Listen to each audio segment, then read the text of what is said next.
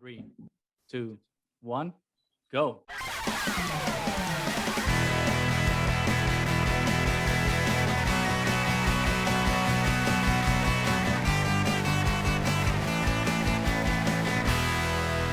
Start, yeah. 3, 2, 1, go. Welcome, everybody,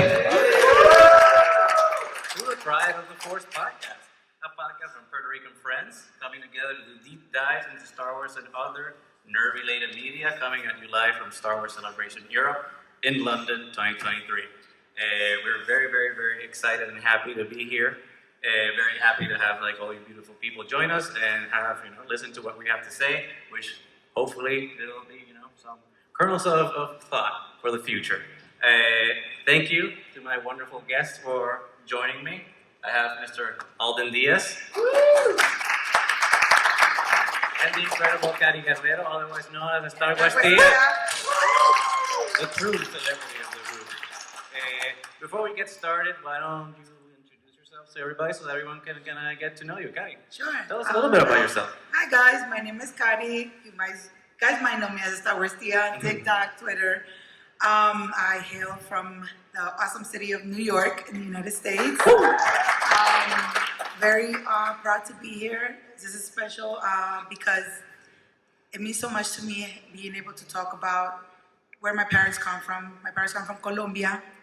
So, being able to talk about how this compares and relates to Star Wars and how what it all means to me and for Latino representation in general, it's amazing. So thank you so much for having me. Oh, thank you. Thank you for saying yes. Mr. Diaz. Hello, my name is Alden Diaz. I hail from the not awesome state of Florida in the United States. Unlike New York, I think we should just give it back. Maybe we'll talk about land back in this. I mean, we'll talk about Ferrex and things like that. I am a Star Wars podcaster. I work in radio.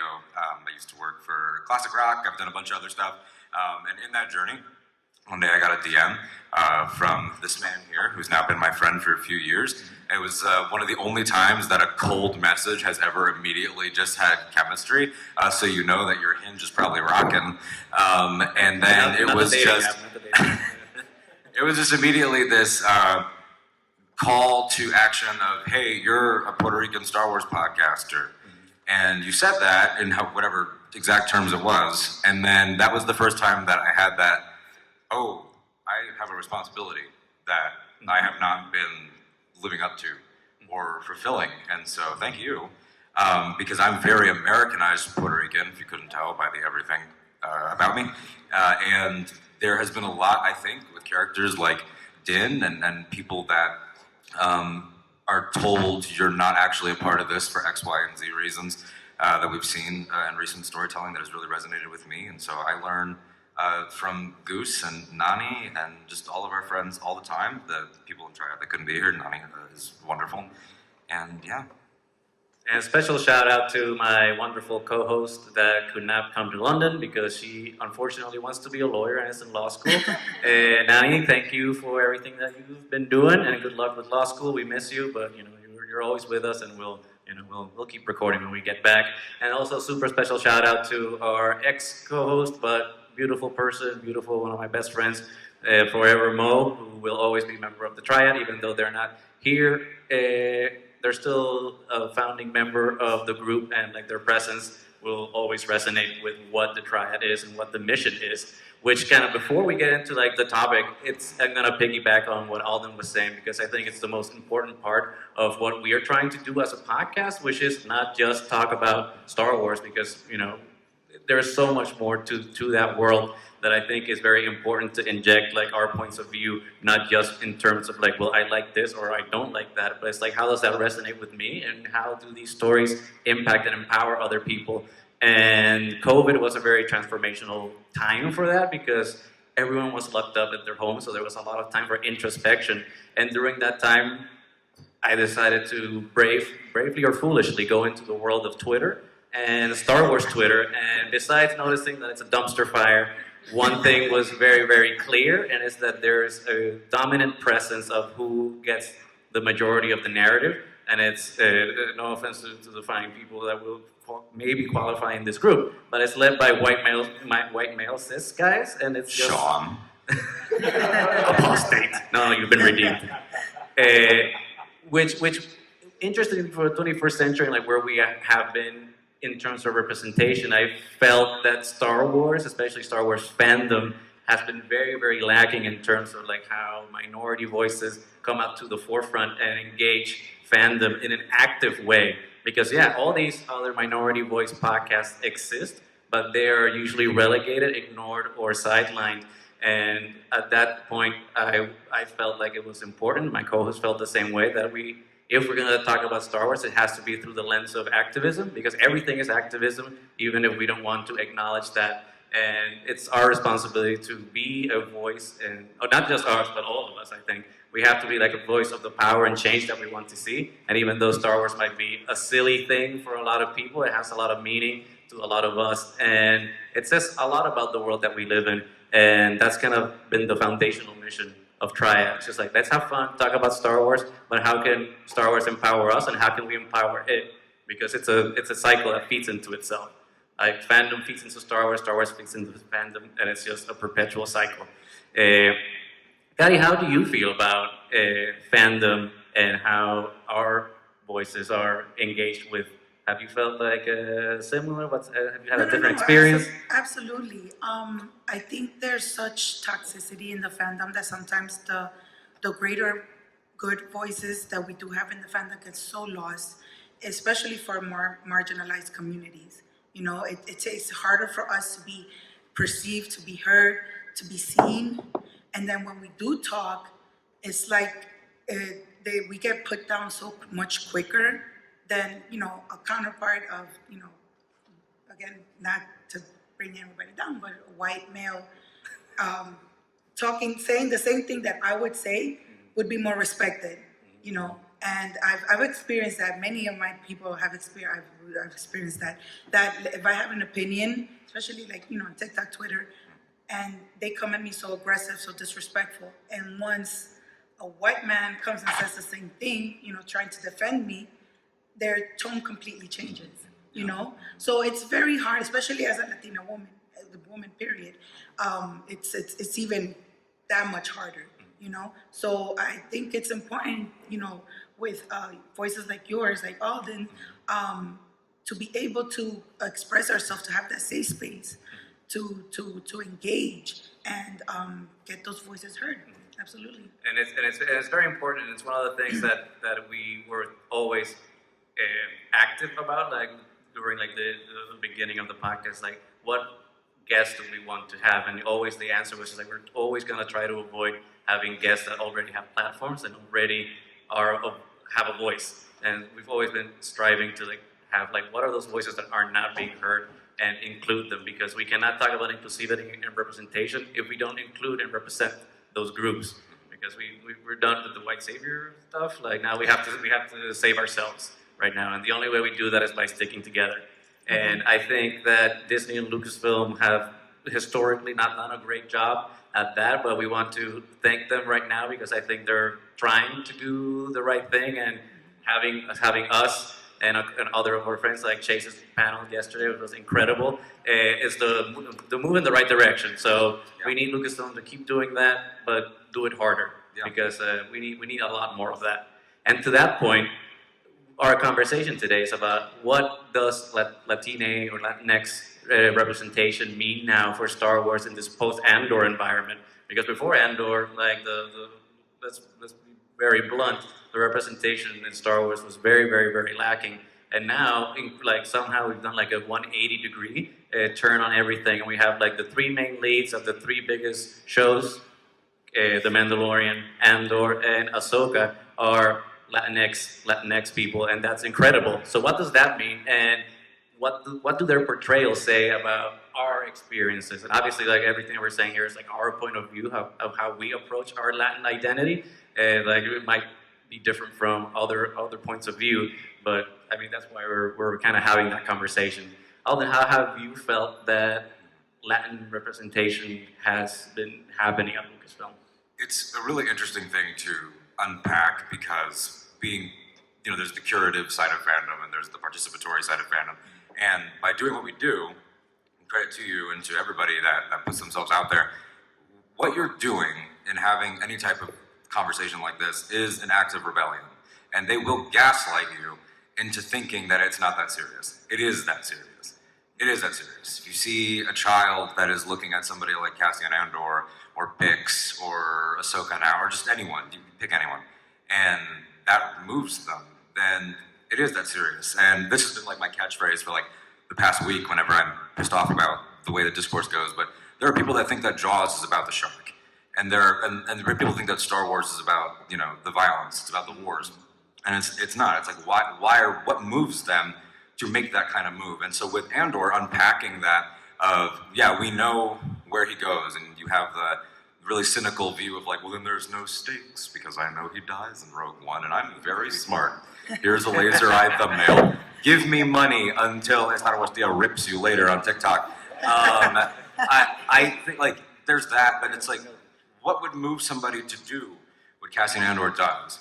What would move Mandalorians to function the way that they do? And then in terms of Ahsoka, where it's almost that a unique example of now we retroactively look at their entire journey because you could have at any point in Clone Wars or Rebels identified that character in different ways and imparted our identity onto them. Now we have the Afro-Latina lens for Ahsoka. Now we look back on Clone Wars, look back on Ahsoka and the Martez sisters. It's like, is that, now that's common sisterhood. And there's a different lens there. So like you said, there's always gonna be that, would it have been nice if it was sooner? Yeah. Would it have been nice if Jimmy Smits didn't have to put an entire era on his back by himself? Yeah, it would have been awesome. But it does the heart good to see the way that it's developing, and you should always want it to be better for the next group. There's that thing that gets said about these conversations of representation, like, why do you keep talking about them? And it's like, well, because you still have to ask. Like, if we're not there, we won't be there. We might not ever see that. But I think that's the point. I think the point with representation, diversity, and inclusion is that there is no finish line. Yeah. Because we will never stop, because it can always be better, and we always have to be reevaluating and having the conversation always. So when will the conversation stop? Never. Because we should always be looking at ourselves and seeing like how can we start improving and changing our realities to like for the betterment of everyone, because society will always keep changing, so we always have to change our points of view for the betterment of that society. And film is one of the best ways that we can do that, because film is just a reflection of us, and once we see those realities represented, we can find acceptance in a world that sometimes doesn't accept us for who we are, which is why I think Andor was so transformative, at least for me, because there's a difference between having like an actor that might look like you, that might sound like you, but it's a whole different thing, at least for me, when like the whole environment and the world that is built resonates with your experiences and your cultures. And it's amazing to see that with Star Wars, because obviously Star Wars is supposed to be about escapism, but at the end of it, it's always telling us something about like our lived reality. And to all of a sudden in Andor kind of see the Hispanic reality, see colonialism, exploitation, gentrification, and all those things. It's just like that's my life. That's the life of my neighbors. That's my sister or my brother. So Andor really did that for me in a lot of different ways, and I think we'll get to that more in depth as we keep going. But Kari, what about you? Like, how have you felt that like Andor or Mandalorian have been doing representation, and how has that like affected your point of view? Yeah, no, absolutely. I wanted to start with Andor. Because we've had this conversation before in your podcast, right? How what you mentioned right now, how there's so much that we can relate to concerning colonialism, especially with the planet when they get inhabited and stuff. We can relate to that because our countries have been through that and still ours. So much. The one thing that I wanted to touch really on was something that my friend Danielle has been a very big proponent on is.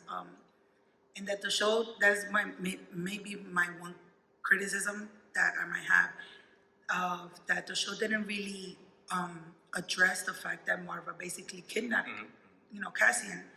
And going back to what you said with the whole white savior syndrome, okay, obviously, people are, whenever the point has been brought up, they say, oh, well, you wanted her to just leave him die? No, that's not the point. The point is that, yeah, she did it with a good intention, but it was still something wrong, And the reason why it would have been important for it to address, because that has been happening in our Latino community in the United States for so long. We still having a border crisis right now, where so many kids unfortunately have been sent by them, by themselves, and so many kids have gone missing that they don't, to this day, they don't know where they are. And a lot of the times it's because the government decided to place them with American families and thinking that that's okay, or even just give it to them without alerting the families, not letting anybody know. And we had a recent case. It's not in, and the great thing is that even though I know this is a Latino, but so many other POC communities can relate to this. We had just one with a girl from Afghanistan, a U.S. Marine, and his wife decided that it was their duty to save this little girl because of her parents being dead. And the family that she has were like, no, we're still here. They decided to give the adoption with no problem to them and take that little girl. Thankfully, the whole process was reversed. But why do we have to go through this? Why do our families, why do our kids have to go through things like this? So I think it would have been great if they addressed this in the show in a way like, yeah, it happened, it was a good intention, but what were the consequences? How did that affect Cassian? Was he mentally okay? Did he have any type of trauma? We didn't get that, unfortunately, but it's something that at least it was shown because it's something that we know that happens every day. I think that Andor is going to be very important in regards to keep showing, because I know in second season we're going to have even more of that, of Andor, Cassian probably being more discriminated against each time that they see him because of his accent, because of the way he looks. So I absolutely love that we got to experience that in Star Wars. Yeah, and it was something interesting. You said the accent thing, and it reminded me of something Tony Gilroy was saying about why one of the reasons he wanted to do Andor, which kind of bummed me out a little bit. He's like, one of the reasons I want to explore this character is just like, why does he have that accent? And I was just like, what do you mean, bro? That was a microaggression. If there, he wanted to explain his accent. Yeah, it's just like, why do we have to explain ourselves to you? We have different voices. Well, we don't and need to that explain is that is like sort of the metatextual, like Marva Andor having a good intention, but it not being necessarily a total net good. And then look at Andor, a show that I love. It has the whitest creative team in the entire thing. Yes. Top to bottom, you have all of the Gilroy Nepo babies on the show in different roles, which, like, hey, guys, the Rockstar is a talented guy, and I appreciate the attempt, but, when you have somebody who's, of the Afro-Latinx experience, like Ahsoka is now, through Rosario's portrayal, I want to see that pairing with someone like a Peter Ramsey, where it's like he can relate in terms of the experience, and that's so valuable. Again, we'll shout out Chase, your wonderful panel yesterday on Star Wars as a Drag, when you said you can immediately clock the difference between somebody trying to tell a story and someone who has lived that story. That's a significant thing. And even with someone like Djarin, when we were talking about The Mandalorian before this panel, just sort of musing about the conversations and the topics, he, through his facelessness, you can impart anything onto him, and we know the actor. We know who it is. And so it's easy for us to include him in this group. But not every family that's watching the show will. And is that a safe move? Is it a cop-out? But it is a positive? Is it both? You can hold both thoughts in your head at the same time, which I think is also the important thing here, is that you can have strides, but they are, strides forward can still be imperfect. Which I think is something that we don't allow for necessarily as an arts-consuming culture. You're either a perfect ally, or we don't want you, or you've done this perfectly, or it's a failure. And we've now expressed these criticisms of the show. That is still the linchpin of why we're talking about this. Exactly. That we still love. The catalyst of having actually positive conclusion, but that doesn't mean that it's perfect, and we still have things to say about it, about how it can improve. And I think those are the conversations that we need to be having, because we can't just because something is good doesn't mean that the conversation ends there, because again, it can be better, as Pedro Pascal says in Wonder Woman 1984. For better or worse. His finest performance of them all. I wonder what that director's up to. That's interesting. They were doing a Star Wars? Allegedly. But Didn't hear anything on the show. I also think that with thinking about it, just like peeling back, or just the thought I'm having in the moment, it's interesting too, talking about Andor and how good it is. I am also glad that this is happening with The Mandalorian and Ahsoka, and hopefully many more projects. Of course, I don't know the entire cast list of Skeleton Crew and The Acolyte, wonderfully diverse cast and everything, and I look forward to those conversations as well. But I am glad that all three of these exist, because you can also fall into that trap, I think, of, well, we're going to tell the immigrant story, then it has to be grim and gritty. And it's like, no, I think that there should also be dads carrying around their green babies and learning how to be soft, because that's a huge thing too, is that the Latinx parental experience is hardened. And to demystify that and to open up has been something that we talked about it last year on the panel in Anaheim, and it continues with, I think, with this third season of our parents become so entrenched in their experiences through trauma and through pain. Star Wars has always been about growing up, but then you get to Din, who's a Latino man in his 40s, and it's like, well, how do you start over? Is just as important. And it's really cool to see families being able to lock into that and see sort of a positive experience in found family and how we can connect with people. And Grogu is also Latin, we claim him. But, Yeah, that's a Jace. yeah. Kari, how do you feel about Djarin and Pedro Pascal's portrayal in terms of like how you connect the show with with your identity and how it represents the culture? Has it done the same thing for you as Andor, or has it been like a different experience connecting with the Mandalorian in that way? I think within it was just a start. You know, obviously it's not as fully immersive as what Andor is. I think we could, going back again, 'cause, you know, it's a very, big topic for me with the children and stuff. What he went through as a child as well, having to be in the middle of this war and losing his parents and his family, and then having to grow up dealing with that, again, like what Alden was saying, with, thankfully he had that found family. So that's something that many in our community have experienced. Having, in Colombia, for example, we have a lot of conflicts between different factions, the military, paramilitaries, the guerrilla.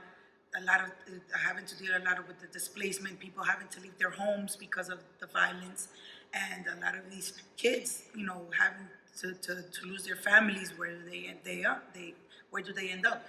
The extended family has to, now take up that job of the parents, and because it's such an ingrained thing, unfortunately, it's very normal for extended family to come and take in whoever and anybody that has lost any family and stuff, and which is a beautiful thing at the same time. Right. That we do take care of our own, that it's that we just don't abandon them because it's not my responsibility. I don't know, it has nothing to do with me. So I think that in that sense, Din's story resonated with me a lot in that sense. And again, it's just the beginning. Andor gave us a much more in detail look into that, but it was great. Because that's one of those interesting things, because obviously we always want to view and interpret things and digest them through our point of view and our experiences, but does that necessarily imply that like these shows have to imply those cultural contexts of the person portraying the character? Mm-hmm. Like, does Mandalorian necessarily need to cater to like what the Latinx community is or the experience is, or is that something that we think, and this is an open question, right, for everybody, that we put on the show, or does the show have the responsibility of like putting it out in the way that Andor did?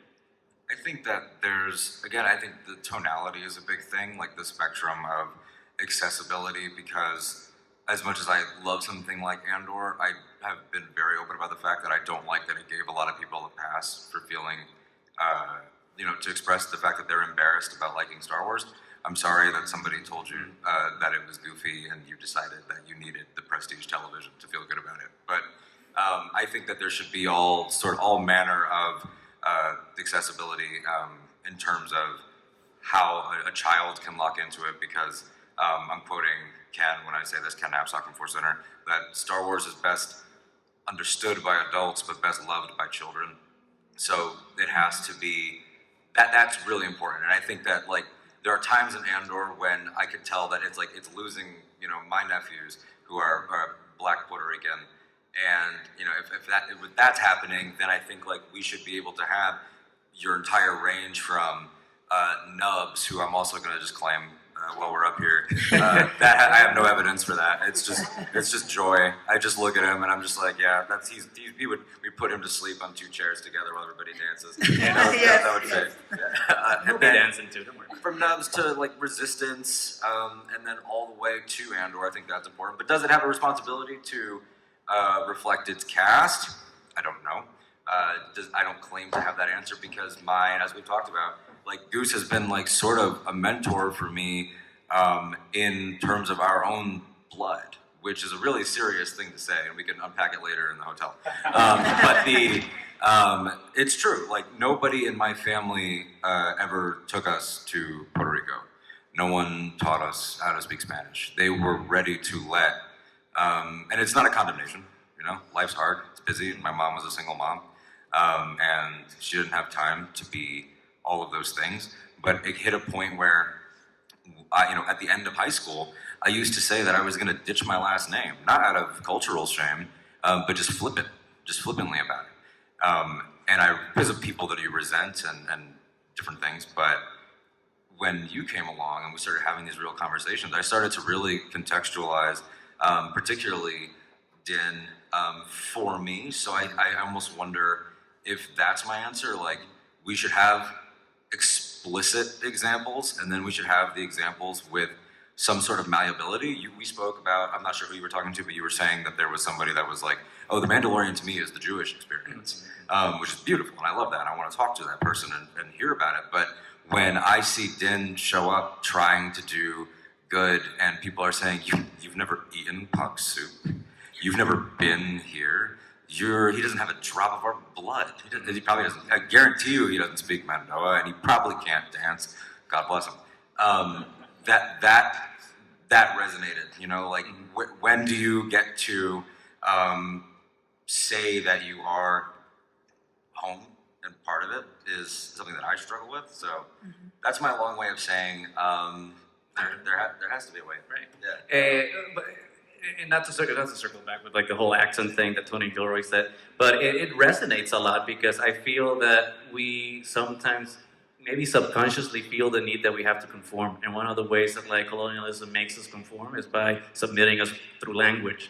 And not just that, but like how we sound, how we express ourselves, and how we have to behave. And like even in my family, sorry mom, like there's members in my family that have moved to the United States, and in the United States they felt that they can't teach their children Spanish, or that they can't speak in Spanish, or that they have to change their accents. So, and I also realized that I was doing that in a subconscious level. I realized that I've been trying to change my accent when I talk to people, and I was just like, well, why do I want to sound like them when I am not them? I am me, and the me is like who I am because of where I came from. So it's a pet peeve, because it should be a symbol of pride. It's just like this is who I am, and this is which it was for Diego during the Rogue One cycle, which is why it became which in a way was a catalyst for the podcast, because up until then, like I didn't even kind of put together like what representation even really means in the big screen. And when Diego said that story about like the family or the dad, I forget what it was, but saying like, oh, that resonated with me, because finally I heard someone that sounded like me. And that blew my mind. I was like, oh crap, that's right. It's like they're not there, and that kind of like opened the floodgates to being like, why didn't I notice that? And it's because we've been colonialized culturally too, to be like, you didn't realize you weren't there because this is the system we created to make you feel like you are not part of it. Because they made you feel to a certain degree like, you can grow up and love a character that is not representing you. And that's wonderful. They can be your favorite and all that stuff. But you hear it time and time and time again from everyone from every marginalized group that I didn't realize that I was settling until I saw something else. Yeah. Like, even in my nephews who are 12 to 3, when they saw Into the Spider-Verse, I've talked about this a lot, I don't think they realized that Peter Parker was not their bag until they had Miles. Who is them? And they left that movie telling me that they knew him. Those were their exact words. And I don't think they even understand what that means. Yeah. But they will. And planting that and letting it grow and change over time is really important. I wanted to point out what you said, that we've had to grow up finding ourselves, trying to relate to these characters that look nothing like us, that sound nothing like us. And we've been able to do that with no problem.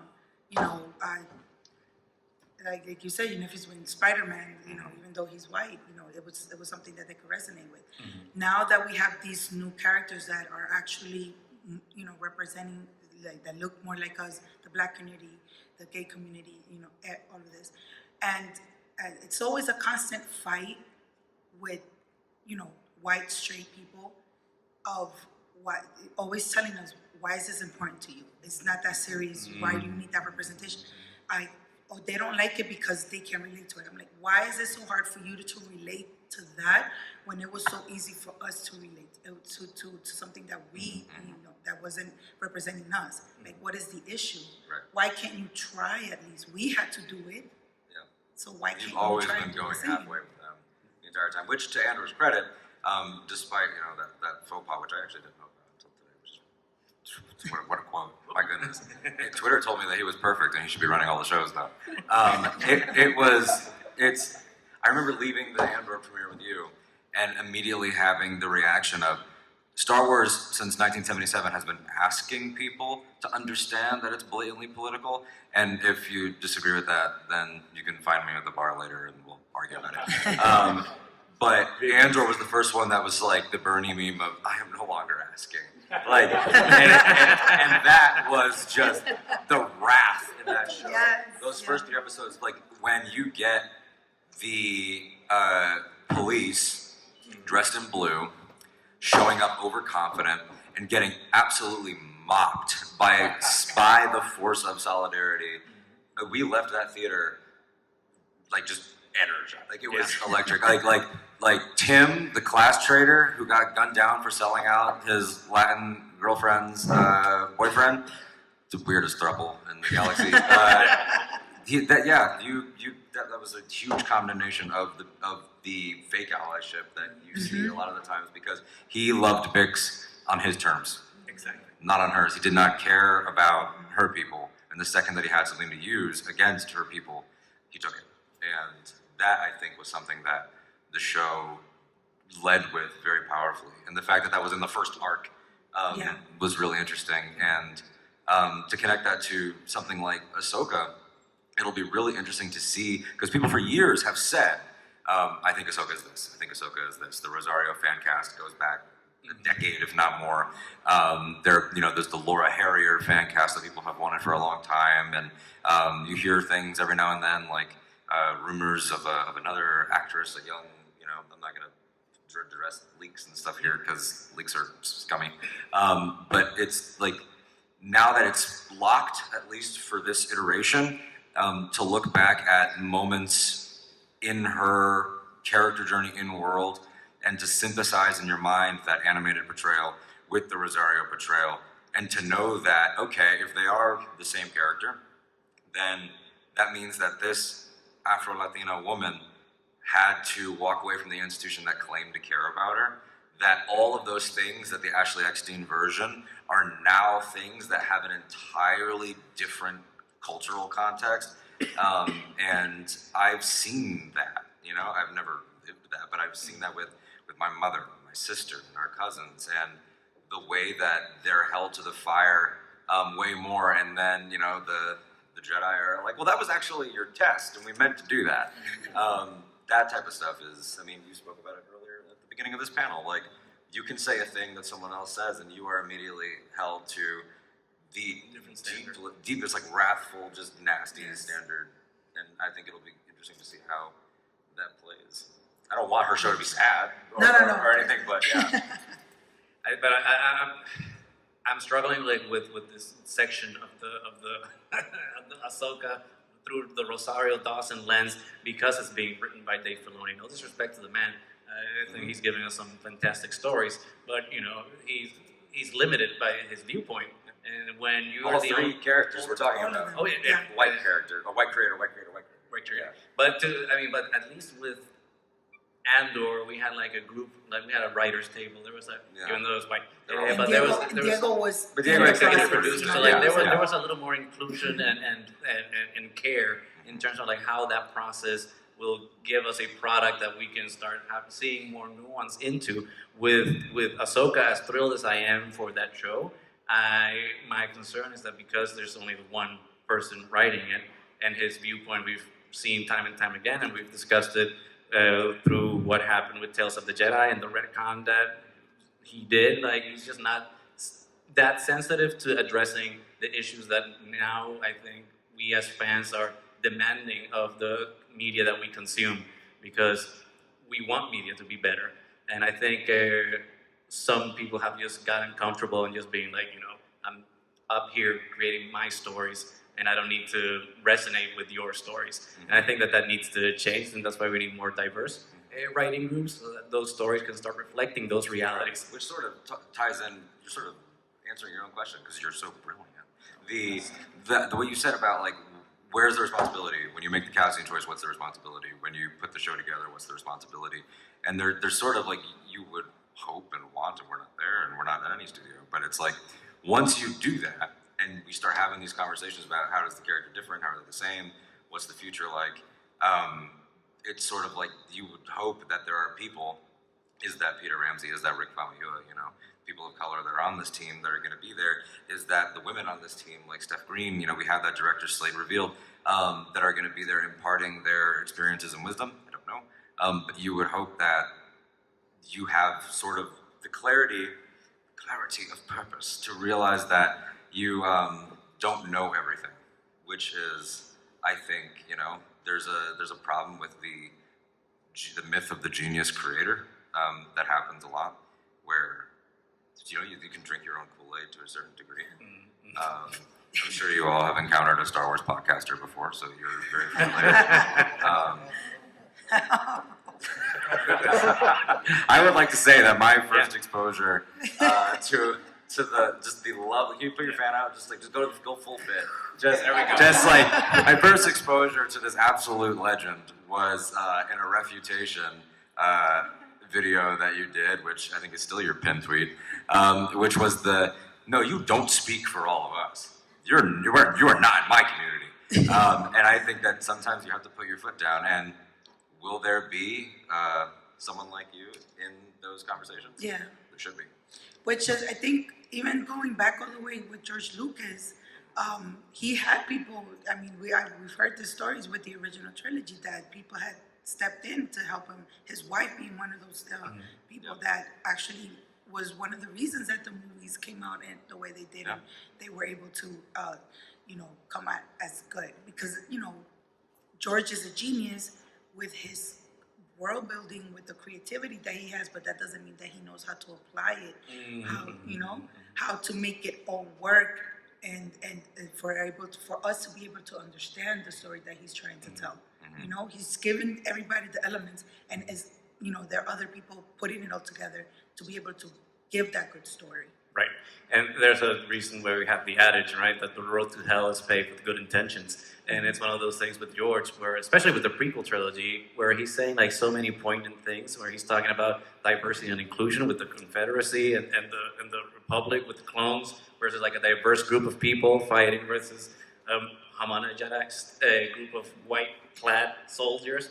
And like, what does that mean for like those axes of power? But when it's time to like kind of execute some of those ideas, it only stays in the conceptual level. And unfortunately, I think it's just because he can't do it, because he doesn't have the frame of reference to be able to pull the trigger, to be able to like, oh, expressing those ideas mean that I have to reevaluate myself in terms of like how I'm applying my worldview into the stories I'm creating. And that's why like prequels, despite all the progressive ideas that are there politically, there's still very whitewashed a whitewashed cast. And for every Padme you have a Watto. You end up with those things where it's like, because we know where George is, this is something I talk about a lot. There's another franchise you might have heard of. We're here in the UK. I'm sure you can guess what I'm talking about. And it's like, because of the horrendous and just morally bankrupt actions of that creator, we are now looking at the decisions that they have made independent of that particular issue, different elements of that franchise as it goes, and saying, oh, was the call always coming in from inside the house? And because we know George's politics, and we know how George is, and we know how anti-fascist he's always been, and how anti-corporation he's always been, we afford him those mulligans to a certain degree in the same way that we do our grandpas that we love and everything. And we're like, yeah, Nemoidians, but also I see what you were saying. I do see what you're saying. We'll forgive you. But we're, I say that all to say, we're past the forgiving part. Right. No one else gets the George, not past, not that, that's a real thing. It's, being somewhat humorous about it. But we are in a place now where during the prequel era, a lot of those were big steps. It's also the steps of, like you said, that finish line exists, but it's a sliding scale, and it's going to keep going forever, hopefully well past us and our kids and our children and our children's children. And you want eventually the idea of the progressive politics of something like the prequels to feel like, wow, that was considered big. Like, that's what you want. You want that to feel, minuscule in comparison. Yeah, it's completely normalized. You want it to be like such a normal thing, which we still have such a long way to go before we can feel like that. Yeah. Because there's always that. That's why again, people are not understanding why we get so excited with such small things that we see in the stories, but because we don't get it, and we want to get to that point where it's just like a normal thing. We see a man and a woman kiss, it's not that big of a deal. I mean, unless it's like favorite ships or something. But we had a bee voiced by Jerry Seinfeld and a grown woman doing deeds of some kind, and yet this is not our topic to speak to. But then we have to beat around the Valencinta bush because why exactly? Yeah. Because they don't like jazz. Like, it's just like I don't. Yeah. But that we'll let Chase run that panel. But yeah, I mean, it's that kind of thing. I just kicked something. It's the kind of thing where they make you sort of, again, going back to what I said about the gaslighting. Like, you get excited about something, and then they're like, "Why are you so excited about that?" And in weaker moments, I think all of us have had that. Like, am I being loud about it? Am I being like, no, you're not. You're not. It's that is the quietest and in a lot of ways most sinister form of gatekeeping. Ahsoka is one of the characters that we're talking about today. You will hear it time and time again from now to August when the show starts through its entire run, and until Filoni and Ashley and Rosario are all gone 100 years from now. You will still have people that say, she's actually an orange alien, and it's not representative of any person. But, oh, I'm sorry, I watched her parents, as part of an indigenous culture, in that first short, talk about life and death and what it means, and community and solidarity and raising children. And to say that it doesn't mean anything is lazy. It's bankrupt. It's like, that's how we end up in a place where, celebration, whatever, 2025. We're gonna still have the same. This panel will be the same, and I'll be like, remember in London? They're still talking about how she's just an orange alien. But it's like we have to be, in a lot of ways, bastards for progressive principles. You have to be really loud about it. If you ever feel like, oh, are they uncomfortable with the way that I'm expressing that? Well, good, because you've had to be uncomfortable being the side character. I mean, they got to be Eric and Donna, and you had to be Fez. That's ridiculous. No one wants to be Fez. They're gonna keep calling us aggressive. That's their culture. That's the way you're like. Why they have to be so aggressive, it's uncivilized? spicy, and it's different. Yeah. But I think that's the difference though with like what's happening with like all the Disney Plus media versus what's happening in publishing, because I think the High Republic is an excellent example of what representation, the power of what representation is, and it's such a beautiful thing to see like the High Republic community in social media like feel empowered and be able to be seen and be like finally excited that something is happening, which is why it becomes disappointing when we then translate everything back into like live action and animation to not see those things, which kind of makes, at least to me, sometimes feels like, wait, so are you kind of embarrassed of like representing us, and you just like hide us in publishing because you know it's the least accessible thing for the majority of fans, which is the thing that we need to change. And I think High Republic is that first big step in terms of changing that narrative, and hopefully like the enthusiasm that all this fandom is having around that publishing effort is going to translate through into the Acolyte, I hope, because if Acolyte don't deliver on, you know, on all the tenets of High Republic publishing, we're going to have some problems this panel in 2025. So what do you guys think of High Republic, yay or nay? Oh no, absolutely. Okay. I'm Yeah, obsessed.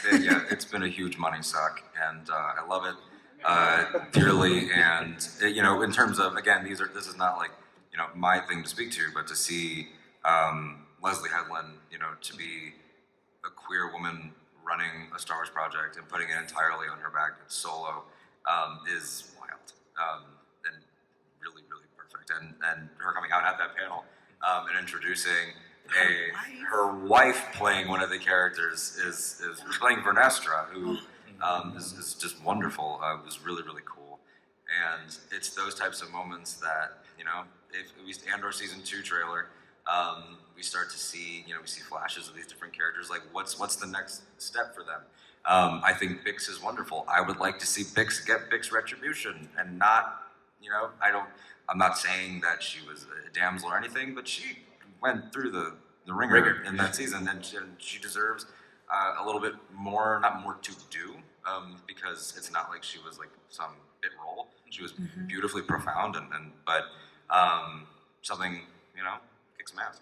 Yeah, I love Bix. That's the first time that I saw my sister. I mean, with the Martez sisters and Bix, I was just like, those are my sisters. Yes. Those are strong, powerful Latina women that like don't put up with anything, go to work, and don't take anything from nobody. So like it was again like why I have such a soft spot for Andor. Just like, I see it. Like that's it. Especially like during the whole revolt sequence when they start clanging the bells. I think that was one of the most powerful moments in the show, and not just because of what was happening there. It's because when a couple of years ago, I mean, this is happening in Puerto Rico all the time right now, but like during strikes back home, like usually people take pots and pans and start clanging them at night to like create like this, you know, sound of, we call it cacerolazo, and then people just are banging that to create noise as a form of protest, and all of a sudden Andor did that. And it's just like those, obviously in a Star Wars-ified way. But when you start doing those things, it's like those moments where it's just like, oh, that's me, that's my life right now. Yeah. And it's those moments that make you feel like media is doing something to empower you and make you feel proud about like the things that you're doing. So I totally agree. I don't know how I went from Adria to that. I mean, it's connected, obviously. But I understand. More Adria. She would be on your mind. That makes sense. She's half Puerto Rican. So. Yep, that is true. She also is a fan of this very podcast, as we found out today. I'll say it if you want. You can say it. StarWars.com notified us that she was reading Goose's tweets, and it was very. That's what happened. That's what happened. And she was just wonderfully engaged, and to see them really understand sort of the responsibility of their art and everything does the heart good to see sort of like how that's developing and everything. But I wanted to ask, you know, talking about where Andor is and where it's going, and where Mandalorian is and where it's going in Ahsoka. For Cassian knowing his endpoint, but for the other two characters not knowing their endpoint, do you think that, you know, and I don't necessarily have the answer, but does that limit where we can take Cassian, because he still has a breakthrough to go through when he meets Jin. He's still gone cold at that point. Whereas you would hope, and it seems like the Din. Oh my goodness, Kelleran Beck. Yes, I just lost my mind. Sorry. My boy Chris got the monopoly on that. That's so. That is phenomenal. The idea though that Din and Ahsoka have open ends. Does that give you pause or excitement either way? That I know that this Latin hero not only dies, but will only be at peace for maybe 20 minutes Where's the Well, other it's one? Easter Sunday, and we know that resurrections can happen. Either We didn't see a body. depending on the myth you believe in, I guess. Yeah. I'm talking about Star Wars with Palpatine, by the way. Somehow he returned. I don't want to trigger anybody. No, I mean, I think it's totally fine, right? Because now we can. I think it's okay to close a chapter of something and then move on to like these next stories. So I don't think that diminishes what we want to see from Cassian. My not concern, but my expectations with season 2 is that we're gonna perhaps start seeing a little bit less of that cultural engagement, just because you're opening the world and he has to engage with it in a different way. And as much as we love Mothma, you know, white, she is white, and it's like once he gets out there, is that fish out of water stuff gonna start to happen? Is that you know, he sent all of his friends and family to Ganji Moon, which is that a thing we know about, or that's brand new? I don't know. I think That's a brand new place. that we I don't haven't think seen. I've Yeah. heard it before. Yeah. And it's like, does that mean that he now is going to have to give and take parts of himself with Luthen and things like that? Like that's something that, again, not a concern, just a curiosity. Also, I think I think for me, it felt like it was still open in the situation with his sister. Him trying to go back to try to find her. Yeah. And it would be interesting if somehow he ends up going back to the world, because we don't know. Marvel could say, yeah, there's nothing there, but we don't know. Right. Look at what's going on with Mandalore. Yeah. You know, we don't know that. What if he's going to try to go back to see what's going on, you know, explore that part of his culture again, to find himself as a person. Because sometimes that identity gets lost, and we are lost as a person until we, again, get reacquainted with it. Yeah. So The hopefully, I return mean, home. that would be a cool. That return They home were stuff to is go so there. poignant. Like Yeah. that stuff has been really, and again, it's different that he would know Kenari. Din does not know Mandalore, so there's a very different arc happening. Yeah. But there's something interesting, like, you know, we've joked about like having Catholic moms, like Latina Catholic moms and things like that. Like, I think there's something with like Din leaving home and like I love you. I think there's something there with like like he leaves and he meets like you know, Cobb Vanth, and he meets Pelly and Boba Fett and all these people that change and expand his worldview. And then when he gets back, it's like my house, my rules. Yeah. And I think that the armor sort of having that, I think that's something that a lot of people can relate to, that anxiety of like, do I regress back into something, and can we make better for our children? That's something that is, I think, a very common thread amongst Latinx families, and it's a hard thing to recognize, because again, it's not malicious. It just is. And how many times do you hear your aunts or your grandma or your uncle or whoever say, well, it's just how it is, it's just how I was brought up. I can't help it. Yeah, that's the way it is. I mean, I could say that experience with my kids now. I was brought extremely Catholic. My grandma has a whole baby Jesus shrine like this big in her thing. Like it's very serious. Big day you for know? that. Big day. But then This is like the Super Bowl for yeah, grandma. exactly. Right? But other than the religious, you know, also the culture and tradition of growing up Latino and Colombian, they have their own traditions as well that can be very close-minded at times. And you know, my mother, thankfully, she wasn't as strict with the things like that. She still, you know, in her things, obviously, parents still from the motherland are gonna have some type of, you know, resistance. But now with the way that I am with my kids, I'm very open with them. I'm very, you know, I let them be who they are. I guide them as best that I can, but I'm not, and then I try to, you know, because I'm very big, making sure that they know their culture, they know their Colombian, they know the language, you know, the music, everything. But also try to find themselves that it's not necessarily something that has to stick. I'm not strict about it. I'm not gonna put you down because you're not speaking Spanish correctly, you know. And it's very hard to do that with kids that are already second generation born in the United States. But you know, and thankfully my kids have been able to embrace both of them. It's still a little bit hard because I'm still trying with the Spanish too. That's still something that is really. I'm gonna send them to Colombia so they can freaking learn. That's something that I'm always. Are you telling them they need to go bathe in the living waters? Yeah, that's what I'm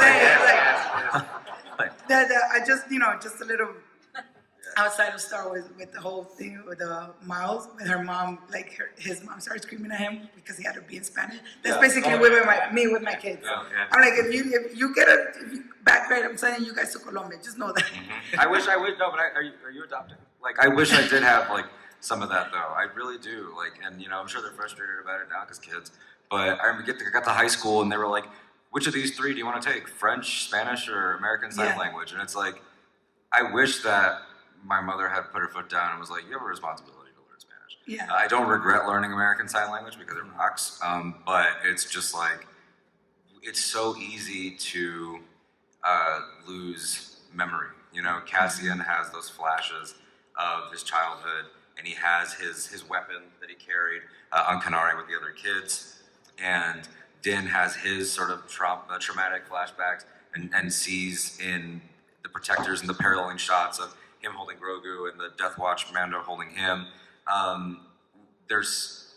We run the risk of, without telling the story, then it ends.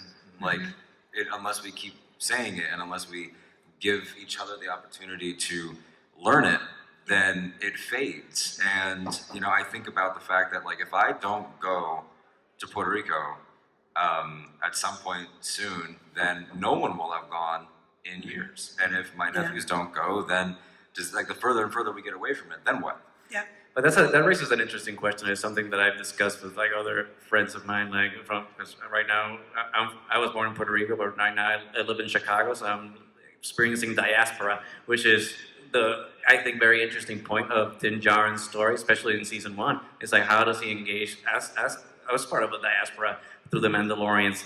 And with the Puerto Rican question, it's just like, when that doesn't mean you stop being Puerto Rican. Like, there's always been this notion that you have to speak Spanish and you have to go to the island to be Puerto Rican, but that's not what that experience is for a lot of people. So like it's an interesting world we live in because those definitions are changing. Yeah.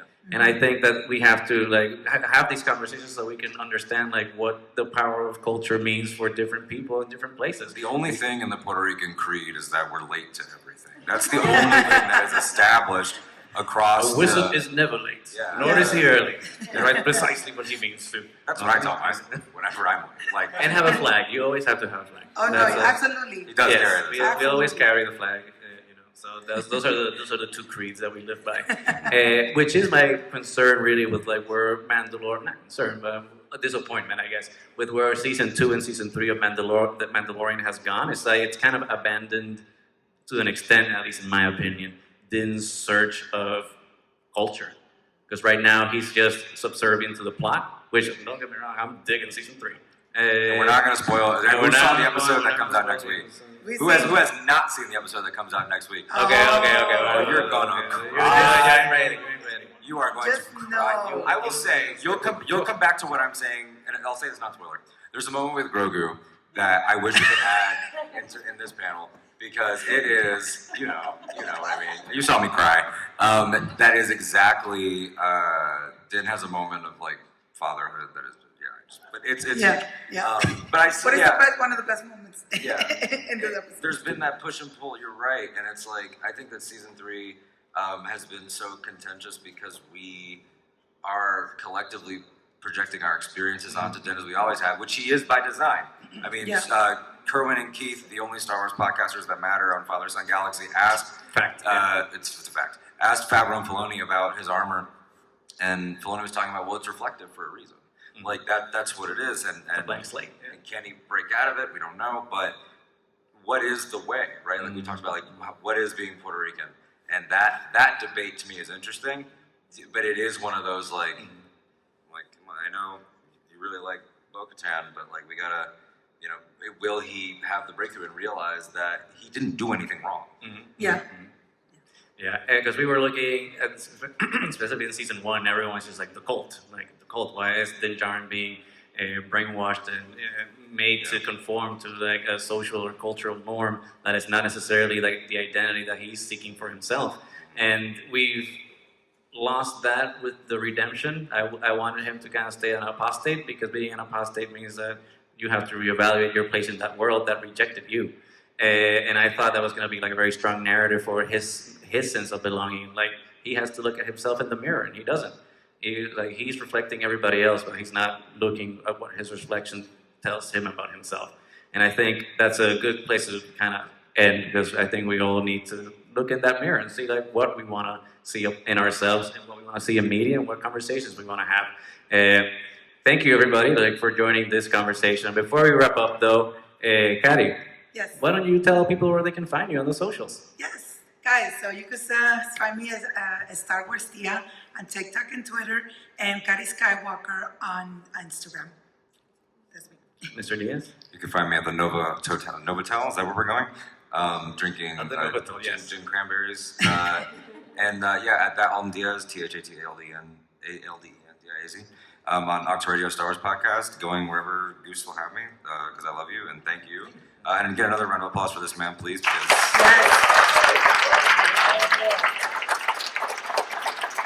Thank you. And we have been Pride of the Force. You can find us anywhere podcasts can be found, or on YouTube, just search Pride of the Force, and you will find us. And on Twitter, Pride of the Force. That's it. And on Hive, remember when Hive was a thing for 5 seconds? Hive? We're there, and Instagram. We tried. But yeah, hopefully this conversation had a sense of meaning for somebody. But and to start one, not to end one. exactly. We gotta keep those narratives ongoing. But thank you everybody, and enjoy the rest of the convention. Yes.